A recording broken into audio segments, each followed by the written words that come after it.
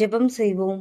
அன்பும் கருணையும் நிறைந்த எங்கள் பரலோக பிதாவே, இந்த நாளை எங்களுக்கு தந்ததற்காக உமக்கு நன்றி செலுத்துகிறோம். கர்த்தாவே, தீங்கின் காலத்திலும் நெருக்கத்தின் காலத்திலும் எங்களுக்காக நீர் சத்ருவுக்கு எதிர்பட்டு எங்களுக்கு சகாயம் செய்வேன் என்று நீர் மெய்யாகவே சொல்லியிருக்கிறீர்.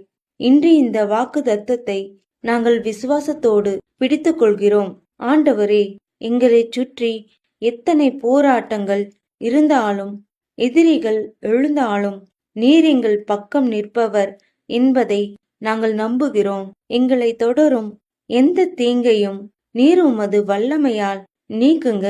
மனச்சோர்வு, பயம், குழப்பம், சத்ருவின் தந்திரங்கள் எல்லாவற்றையும் இன்றே முறியடிக்கச் செய்யும். தேவனே, இந்த நாளில் எங்கள் நடையை வழி நடத்தும். எங்கள் வார்த்தைகளை ஆசீர்வதியும்.